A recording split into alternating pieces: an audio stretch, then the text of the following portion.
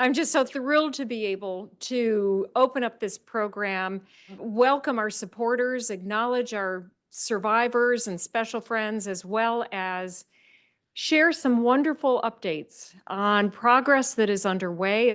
Just to think how far we've come, but still have a ways to go. But then also how our organization is uniquely situated to continue to help propel this progress. So, with that, Lynn Sherr is one of the most recognized women in broadcast journalism and a 30-year veteran of ABC News.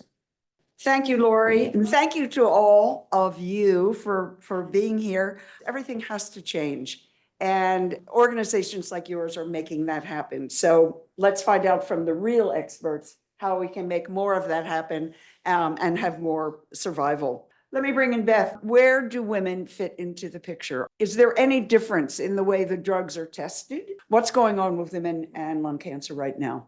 There's a lot going on for sure, and absolutely there are differences, no question about it. You can think about many aspects of it when it comes to susceptibility to the disease, the likelihood of having it. The symptoms can be different. The likelihood of sort of earlier detection versus late. Women tend to at least be diagnosed somewhat earlier with lung cancer and tend to live somewhat longer. If you look at sort of what the reasons are for these differences, sad to say, I don't think we know at this point. It's likely to be genetics, but a lot of research still needs to be done to understand these differences.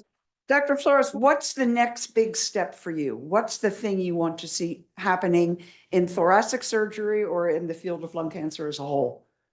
If you could just get the message out to get people screened, that would be the biggest bang for your buck. That would save the most lives. You catch a tumor when it's 1 centimeter, you can get a cure rate of 90%. It goes up to 2 centimeters, your cure rate gets less and less. So the earlier you can cure a cancer or identify a cancer and get it out, that's going to lead to a decrease in mortality that's astronomically bigger than any other thing that's out there. But as of today, even with this cure for lung cancer, only 5% of eligible patients in the United States get screens. You catch it early, you get it out, and you're cured. So that's where we're at nowadays, is we're trying to get the message out.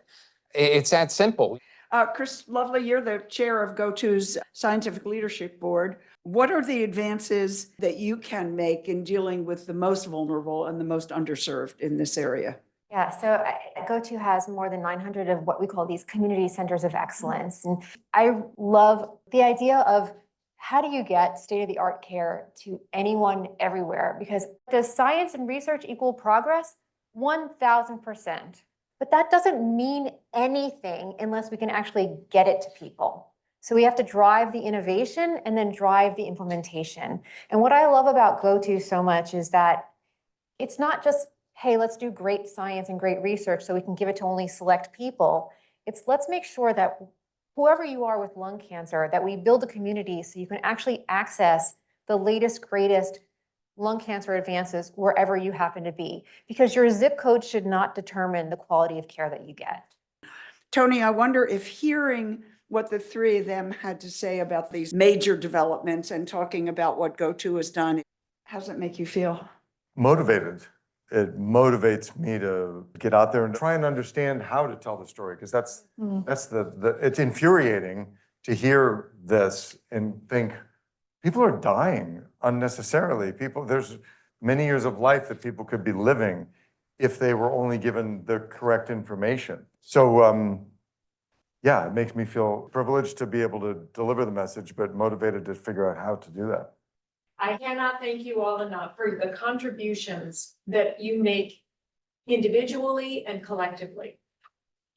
It's a social justice issue. It's an equity issue. It's a women's health imperative. It's a public health imperative. This is a brave new world. And we're humbled to be able to continue to do the work we're doing. And we are on fire to make sure that it moves even more rapidly and in this life-saving endeavor.